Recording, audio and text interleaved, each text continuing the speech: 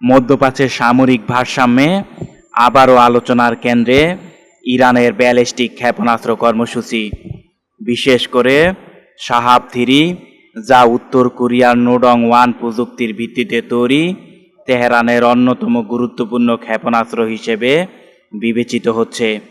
আঞ্চলিক উত্তেজনা বাড়তে থাকায় প্রশ্ন উঠেছে, যুক্তরাষ্ট্রের সম্ভাব্য হামলা মোকাবেলায় শাহাব-3 কতটা কার্যকর হতে পারে। শাহাব-3 হল একটি মধ্যম পাল্লার ব্যালিস্টিক ক্ষেপণাস্ত্র, যার পাল্লা প্রায় 1300 কিলোমিটার। এই পরিসীমা ইরানকে মধ্যপ্রাচ্যের বিভিন্ন কৌশলগত লক্ষ্যবস্তুতে আঘাত হানার সক্ষমতা দেয়। বিশ্লেষকদের মতে এটি মূলত প্রচলিত উচ্চ বিস্ফোরক ওয়ারহেড বহনে সক্ষম এবং পারমাণবিক ওয়ারহেড বহনের উপযোগী করে ডিজাইন করা হয়েছে বলে মনে করা হয়। যদিও তেহরান আনুষ্ঠানিকভাবে পারমাণবিক অস্ত্র তৈরির অভিযোগ অস্বীকার করে আছে।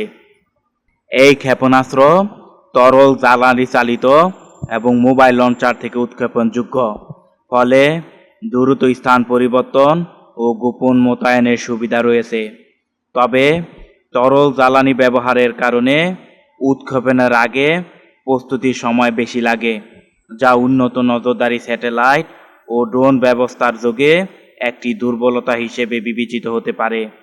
বিশেষজ্ঞদের বিশ্লেষণ বলছে, যুক্তরাষ্ট্র যদিও ব্যাপক আকারে বিমান হামলা বা ক্ষেপণাস্ত্র হামলা চালায়, তাহলে শাহাব-3 সরাসরি প্রতিরক্ষামূলক ঢাল হিসেবে কাজ না করলেও এটি একটি প্রতিশোধমূলক, অর্থাৎ শত্রুকে পাল্টা আঘাতের হুমকি দিয়ে হামলা নিরুৎসাহিত করার কৌশল হিসেবে কাজ করবে।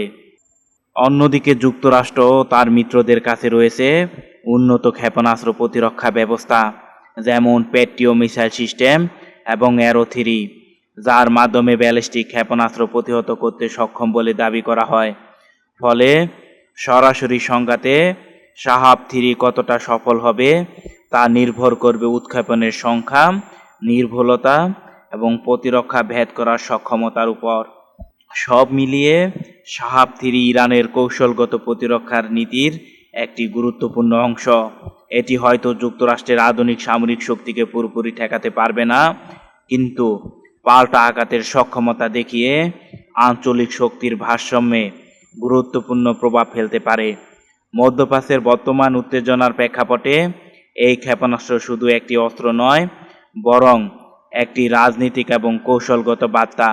আগামী দিনে পরিস্থিতি কোন দিকে মোড় নেয়, সেই দিকে এখন নজর আন্তর্জাতিক মহলের।